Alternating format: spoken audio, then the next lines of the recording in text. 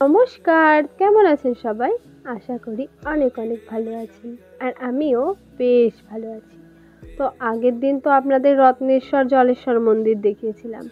আজকে আপনাদের একটা চেনা জায়গায় যাচ্ছি। হয়তো অনেকেই এখানে এসছেন, ঘুরে গেছেন, আবার অনেকে জানেনই না এইরকম একটা জায়গা আছে।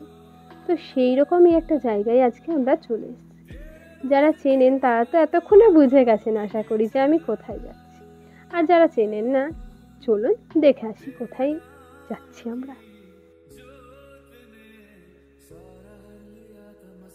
বেশ অনেকটা হাঁটার পরেই চলে আসলাম এই যে 108টা শিব মন্দির।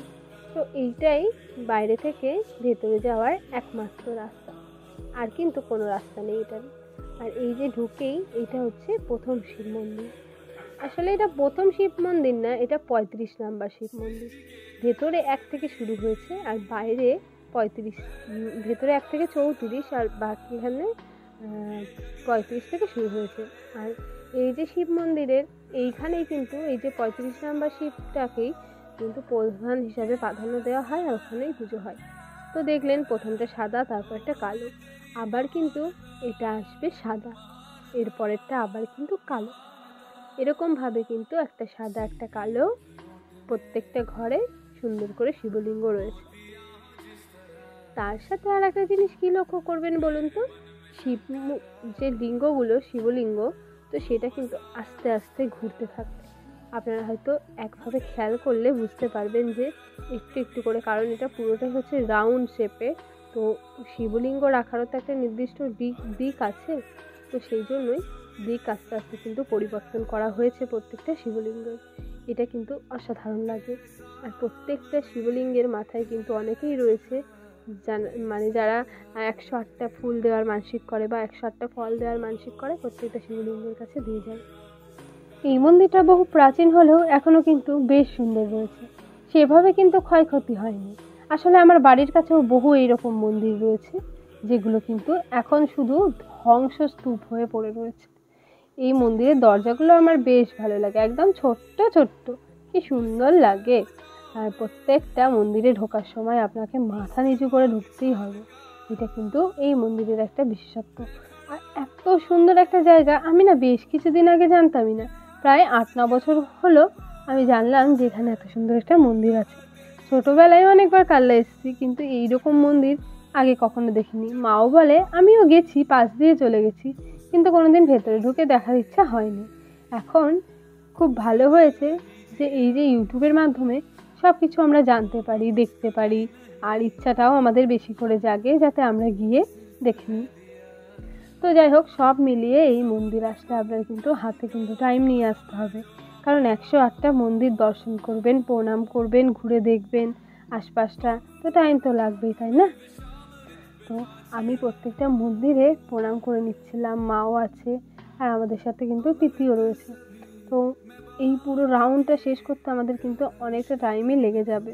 আর আপনারা লক্ষ্য করুন, এখন কিন্তু শিবলিঙ্গগুলো একদম ঘুরে গেছে, দেখুন অনেকটা ঘুরে গেছে। এইরকম করেই আস্তে আস্তে ঘুরতে থাকবে।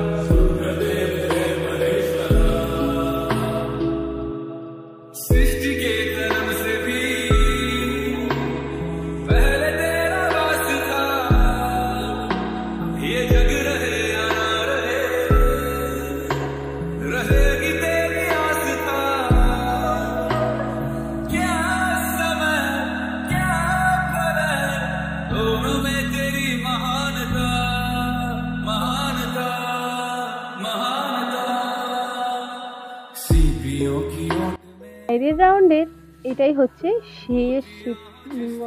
তো এই লিঙ্গের পর আবার প্রথম থেকে শুরু হচ্ছে। তো আমরা এখন এখান থেকে চলে যাব ভেতরের দিকে। এখান দিয়েই ঢুকেছিলাম, আপনারা হয়তো বুঝতে পারছেন। তো সোজা বরাবর এখন চলে যাচ্ছি, আর এবার যাব ভেতরে যে রাউন্ড রয়েছে ওই রাউন্ডটাই ঘুরতে।